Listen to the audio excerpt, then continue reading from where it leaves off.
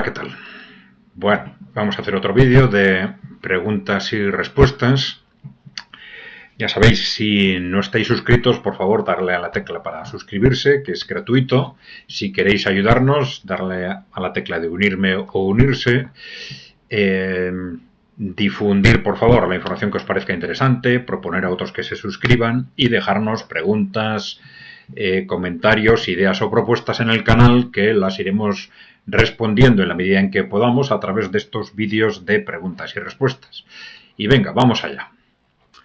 A ver, Luis Alfonso Ruiz Mesa nos dice: para Estados Unidos no es tan fácil generarle a Rusia, ganarle, supongo que querrá decir, no sé, una guerra a gran escala utilizando un país proxy o tercer país, ya que hoy día los misiles rusos están a 5 minutos de Washington o de California. La nueva doctrina militar nuclear rusa enfatiza que en caso de riesgo existencial, atacar al país o países que estén detrás de los proxies. Bien, esto es muy interesante. Vamos a ver, efectivamente, en este momento es claramente la OTAN la que, intentando aparecer como ejército ucraniano, pues está atacando directamente o indirectamente a Rusia por todos los medios posibles, ¿no? Hasta ahora, esto digamos en esa dinámica más de un año, hasta ahora Rusia fundamentalmente, aunque en los últimos meses pues ha hecho declaraciones cada vez más duras, pero durante todo este tiempo pues prácticamente ha mirado hacia otro lado. En lugar de denunciar que son esos países los que están atacando a Rusia, lo cual de alguna forma les obligaba a ellos mismos a responder directamente contra sus países, pues no sabe qué tenían que hacer, pues bombardear París, bombardear Londres.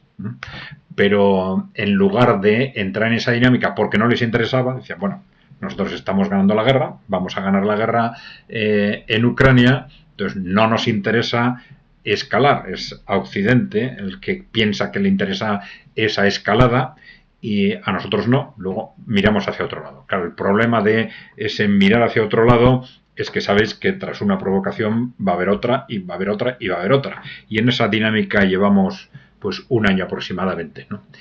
Pero claro, eso evidentemente tiene un límite. Es el límite de que si esa escalada se produce, tú ya estás planteando qué pasa con la doctrina nuclear. Si este conflicto escalara a un conflicto nuclear, claro, ya no se trataría de que Rusia atacara nuclearmente o se defendiera nuclearmente, pues atacando, pues no sé, a Ucrania o Polonia, los países que directamente estarían en choque con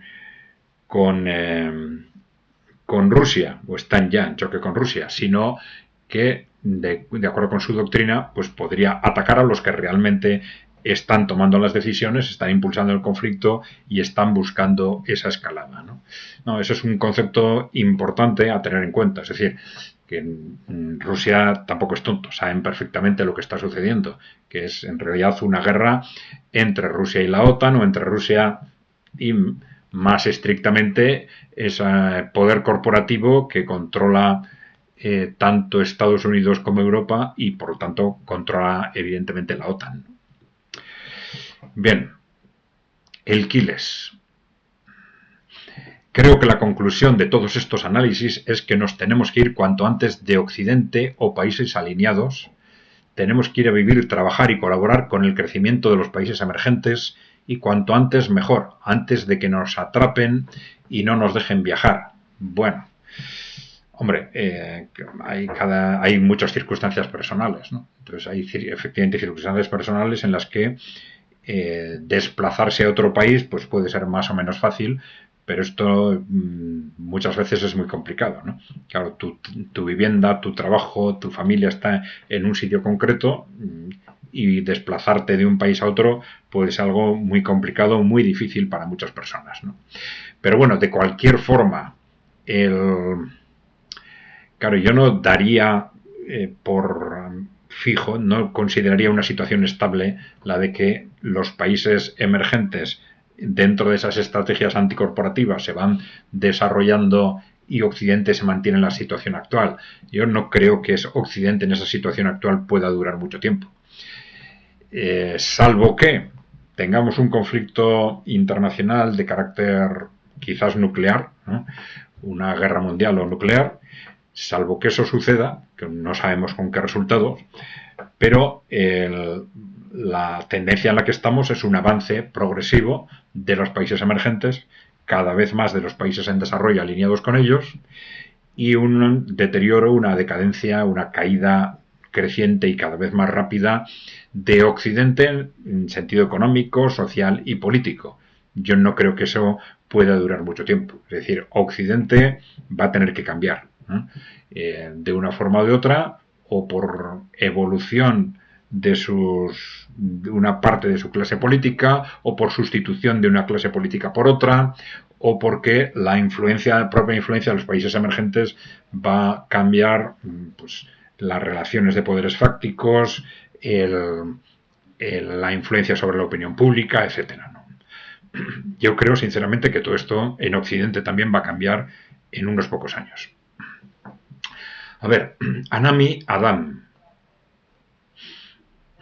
Pablo tiene razón, eso viene desde hace 4.000 años. Ya, está hablando, cuando nosotros hablábamos de quién está detrás del poder corporativo, ahí hay teorías, claro, nosotros hacíamos, digamos, proyecciones pues alrededor de 200 años, ¿no? De más o menos cuando surge el capitalismo, la revolución industrial, y a partir de ahí se produce una progresiva sustitución de una oligarquía aristocrática por una oligarquía corporativa, o en muchos países una fusión de ambas, ¿no? Pero sí es cierto que hay muchas teorías, hipótesis o análisis que apuntan a que los grupos que han controlado esos procesos, pues en realidad tienen un origen histórico muy antiguo, ¿no? Pero bueno, ahí es algo con lo que tenemos que funcionar con datos, ¿no? Más que, bueno, yo he leído un vídeo que dice no sé qué, o un analista que dice no sé cuántos. Bueno, si hay datos concretos, pues los pondremos sobre la mesa, ¿no? Más que especular, independientemente de que esas teorías son curiosas y divertidas y atractivas, ¿no? Pero bueno. Ricardo de Santiago dice: existe el carloguismo como fenómeno español. Se está refiriendo a nuestro análisis sobre el fenómeno autogestionario, en el que hablábamos de las cooperativas de trabajo por un lado en Occidente y de la autogestión yugoslava por su parte, ¿no? Claro, hubo quizás en relación con este fenómeno de la autogestión yugoslava, que tuvo un gran prestigio en muchos círculos en Europa en los años 80 y 90, bueno, en los años 80 fundamentalmente, tuvieron un gran prestigio los movimientos a favor de la autogestión, es decir, que apostaban por un sistema basado en la autogestión de los trabajadores, que era, bueno, más o menos en general se apuntaba a un modelo similar al yugoslavo. Y en el caso de España sí hubo un grupo político que apostó expresamente por ese modelo, que fue el Partido Carlista, curiosamente, ¿no? El Partido Carlista, que tenía un origen muy tradicionalista, en el momento de la transición política en España, pues hizo una apuesta por ese modelo autogestionario, una apuesta que fue, claro, muy discutida, lógicamente, dentro del carlismo, el tradicionalismo, etcétera, ¿no? Pero bueno, para bien o para mal, luego el carlismo en cuanto tal, pues no ha tenido un peso importante en el sistema político ni español, ¿no? Pero bueno.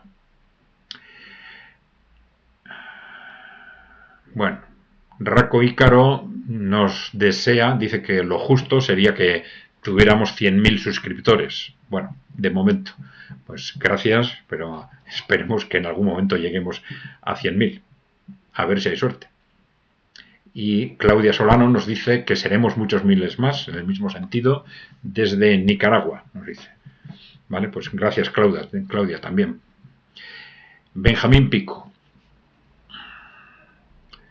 Alemania alega que su apoyo a Israel es una forma de exculpar los crímenes de los nazis alemanes contra los judíos, 6 millones de muertos, ¿Qué dice Alemania sobre su exculpación por la muerte de más de 20 millones de ciudadanos soviéticos rusos? Bien, bueno, efectivamente, yo creo que este argumento que está utilizando Alemania para apoyar directa y masivamente a Israel, yo creo que en este momento es un pretexto. Es decir, al final son, digamos, las estructuras de poder fáctico de la OTAN, del poder corporativo, las que les dicen a los políticos lo que les interesa hacer. Y entonces en Alemania, utilizando ese pretexto de esa deuda histórica con Israel, pues mantiene unas ayudas pues bueno, a unos gobiernos que están realizando políticas disparatadas, ¿no? Y crímenes de guerra continuados, ¿no? Yo sinceramente creo que es un pretexto, ¿no? Creo que desde luego el gobierno y tal no cree que esa sea la razón, pero bueno, es un argumento que le sirve para justificarse a sí mismo y justificarse sobre todo con respecto a su propia población, ¿no? Pero bueno. Vamos a ver. Pablo Beunza nos dice: la inmigración es un tema importante, sobre todo cuando le toca de cerca a uno, cuando la sociedad inmigrante empieza a crecer en localidades. A ver, esto es otro tema. Cuando la sociedad inmigrante empieza a crecer en localidades tradicionalmente euskaldunes es cuando comienza la pregunta a Otegi. La población autóctona se siente invadida en lo que antes de afectarles directamente esgrimían un buenismo viéndolo de lejos. Sí, como decimos nosotros, dice Pablo Benza, todos apoyamos a Palestina, Cuba, Venezuela porque las vemos lejos. Cuando hay que arrimar el hombro es cuando el buenismo se desvanece dentro de una sociedad sin izquierdas ni derechas realmente. Bien, bueno, aquí hay distintos temas, ¿no? Vamos a ver, sin especular sobre las razones de que distintos movimientos, en el caso de Arnaldo Otegi, que ya sabéis que es, digamos, el coordinador general del primer partido de izquierda vasca, ¿no? Bien, ¿cuáles son las razones de que durante 30 años se haya seguido esos intereses, a los intereses del poder corporativo, de que digamos, relacionando la inmigración con la solidaridad, cuando si algo no tienes absolutamente nada de solidaridad, porque ya sabéis que es un movimiento, un proceso sustentado en el objetivo de explotación masiva de mano de obra barata, es decir, de abaratar el coste de la mano de obra, gracias al cual miles de empresarios se hacen ricos artificialmente, y un segundo objetivo de división y manipulación social. Entonces, un diagnóstico que está perfectamente acreditado por todas las corrientes del movimiento obrero desde el siglo XIX y que además, pues bueno, se evidencia en la práctica, ¿no?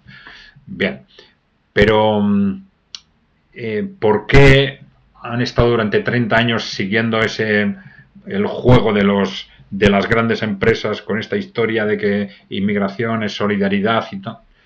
Y ahora de pronto pues parece que al menos en ciertos ámbitos pues se cambia el discurso. Pues bueno, no lo sé, tampoco voy a especular, pero bueno, la propia dimensión del proceso migratorio puede ser una razón, ¿no? Pero bueno, no sé exactamente cuál es la razón. Bien. Y esto que comentas también, que nosotros decíamos, es cierto. Es decir, la izquierda en general, lo que se llama izquierda en Europa, que ya sabes que los conceptos de izquierda, derecha y centro desde los años 90, pues quieren decir muy poco. Se mantienen las palabras, pero al final todos dependen de los intereses corporativos. Todos dentro de ese marco del Partido Único Europeo, ¿no? Bien. Pero sí es cierto que históricamente a la izquierda europea, en los últimos, vamos a decir, 30, 40 años, no ha planteado alternativas en Europa, se ha mantenido en realidad diciendo que criticando teóricamente el neoliberalismo, pero manteniéndose dentro de él, con lo cual se pliegan absolutamente al poder corporativo, pero eso sí, transmitiendo que son de izquierdas porque ellos apoyan a Palestina, Cuba, Venezuela, cuanto más lejanos mejor. Porque dicen, bueno, pues nos permite mantener una imagen diferenciada y no nos compromete a nada, ¿no? Bueno, yo creo que esto es una realidad y algo que hay que ponerle sobre la mesa a estos movimientos, ¿no? Para nosotros fue llamativo, por ejemplo, el descubrir el caso de Bielorrusia, ¿no? Es un país en mitad de Europa, con un 60-70% de la economía en manos de empresas públicas, sin desempleo, y del cual nadie habla. Pero no se habla ni durante, ahora se habla por otras razones, ¿no? Pero como modelo no se ha hablado durante estos 30 años ni criticándolo ni hablando a favor. Entonces, todos estos movimientos supuestamente de izquierda que se solidarizan enseguida cuando estamos hablando de países muy lejanos, pero ¿qué pasa con un modelo en mitad de Europa, 10 millones de personas, una sociedad industrial avanzada? Pues probablemente que es demasiado parecido a nosotros, que solidarizarse, apostar de alguna forma a favor de un modelo de ese tipo, pues implica un compromiso directo de intentar hacer algo parecido, ¿no? O de apostar por algo parecido, lo cual ya sería muy comprometido, ¿no? Pues parece claro, ¿no? Pero bueno, yo creo que de todas formas todos estos posicionamientos van a cambiar muy rápidamente en los próximos años, ¿no? Porque el poder corporativo occidental se va a encontrar en situaciones cada vez más difíciles y muy posiblemente su poder se va a disolver. A ver, Tovarichi. Vamos a ver. Tovarichi, ¿te gusta criticar, atizarle, vamos a decir, a Arnaldo Tegues, a este coordinador general de ese partido de Bildu, que es el primer partido de la izquierda vasca, ¿no? Dice, quisiera saber vuestra postura sobre la postura de Otegi ante la destrucción del cuerpo de una niña de 6 años. Claro, está hablando de las acciones de ETA. ETA se disolvió, para los que no lo saben, en el año... Bueno, se disolvió o dejó de actuar en el año 2011, ya no recuerdo exactamente, ¿no? Tampoco sé exactamente esas declaraciones que tú mencionas, qué dijo o no dijo Arnaldo Otegi al respecto, ¿no?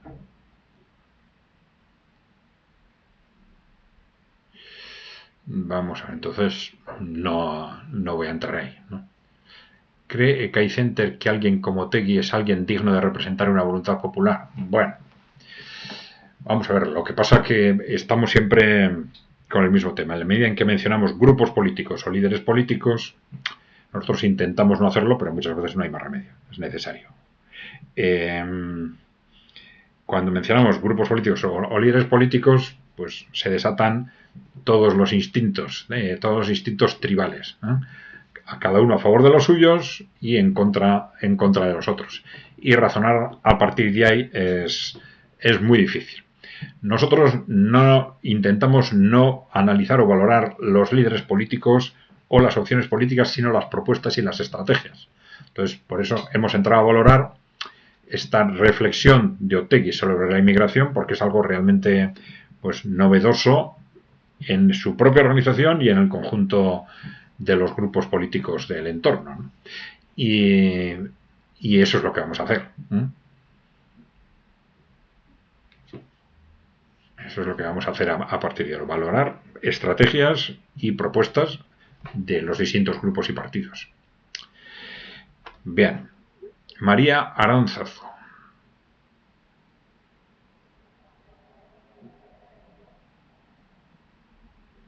No entiendo lo que quieres decirnos. Es que no sé a qué te estás refiriendo, ¿no? Porque dice, también se empezó a decir que era socialismo cuando la realidad era socialización de pérdidas. Eran deficitarios, no de beneficios por empresa. Por lo menos en lo que a nosotros nos ha tocado vivir. No identifico, si quieres que hablemos de este tema, recuérdame a qué te estás refiriendo.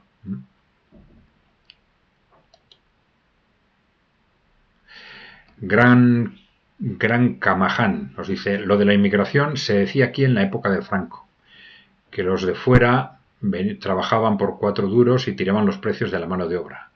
La gente era más consciente entonces que ahora. Bueno, es importante, cada vez que hablamos de este tema, recordar que en estos procesos los que no son culpables en absoluto, responsables, son los migrantes. Es decir, si alguien les trae para bajar los precios de la mano de obra, para enriquecerse él o para que en conjunto bajen los precios de la mano de obra, pues es él el que toma esas decisiones, el que realiza esas actuaciones, el responsable. Y luego también la clase política que no reconduce esos procesos o no los o colabora, ¿no? Y por supuesto el poder corporativo, que es el que utiliza esos procesos primero para reducir los costes de la mano de obra artificialmente y segundo para manipular o controlar la sociedad. Ya hemos dicho, todos los sectores del movimiento obrero del siglo XIX identificaban esto de esta forma, algo que es absolutamente evidente. Y para cualquier analista que no tenga dependencias corporativas, claro. Si los que te financian o de los que dependes o los que te controlan son grandes empresas que se están haciendo ricos con este tipo de contrataciones, pues evidentemente no vas a poder decir que las cosas son como son. Pero es que es algo tan evidente que bueno, pues que llama la atención que no se ponga más frecuentemente encima de la mesa.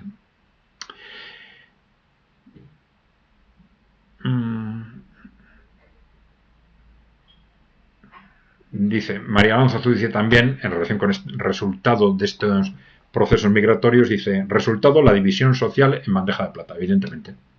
Y digo, esto lo decía el propio Marx, recuerdo esos comentarios, hablando de Inglaterra y de Estados Unidos, de cómo los mismos empresarios que traen a esos migrantes para bajar los precios de la mano de obra, para enriquecerse artificialmente así, pues son los que luego financian a los grupos de unos trabajadores contra los grupos de otros para que se maten entre sí. Bien.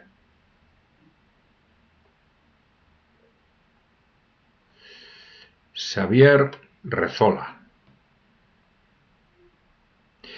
Fueron el PP y Aznar quienes comenzaron las regularizaciones masivas para contentar a la patronal avariciosa para que tuvieran mano de obra precaria y precarizar a los obreros españoles.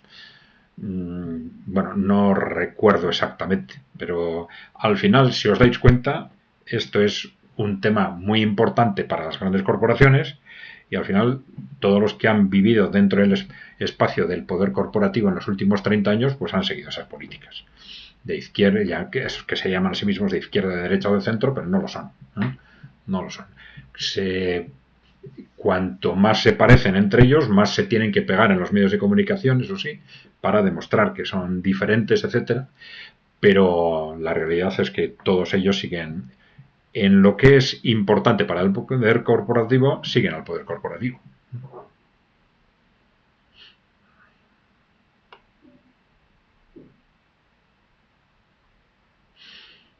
Bueno. Javier García Álvarez, también sobre la inmigración, dice lo más brevemente de que soy capaz. En este momento llamémoslo Agenda 2030. Lo fundamental de la inmigración es el plan Kalergi. Romper las identidades culturales y nacionales occidentales, sus valores, sean de libertad de expresión, sean los familiares, cristianos, filosóficos, éticos, crear enfrentamiento y división social.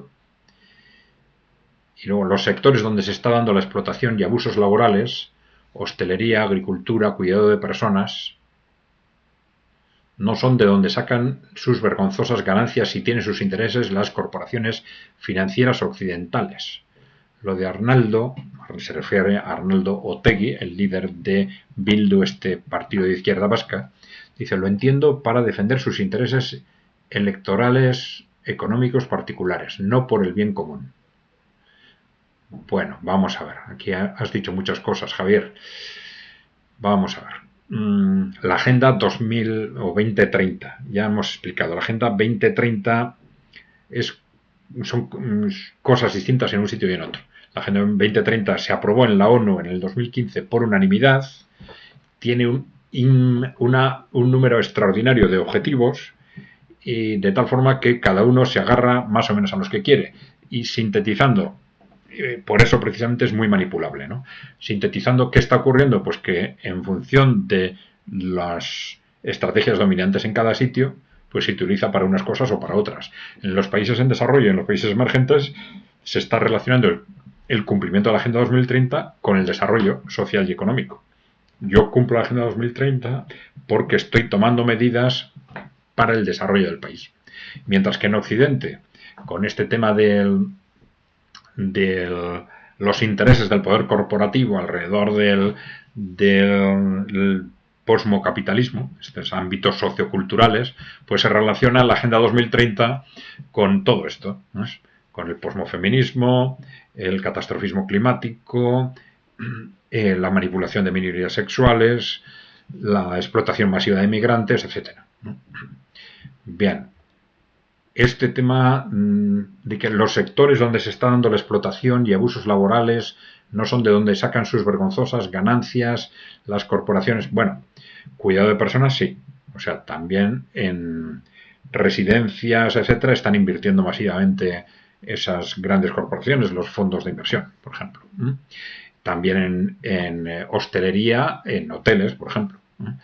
Y en agricultura también.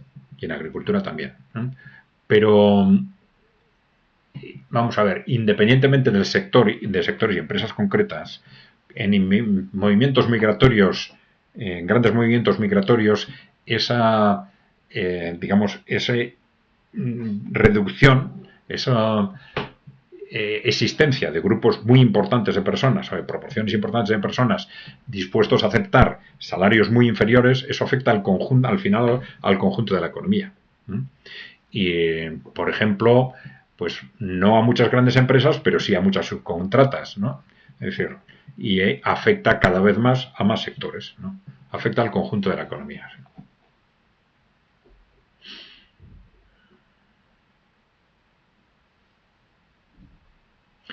Bueno, Julen Bermúdez me critica otra vez que critique al Frente Obrero sin saber.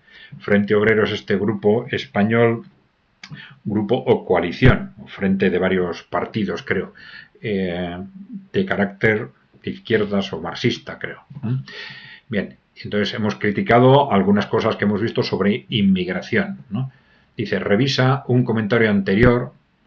Te demuestro con el libro de inmigración de Vaquero, donde se expone que el principal motivo es la explotación. Y acaban de denunciar a unos empresarios por pagar 2 euros la hora a inmigrantes.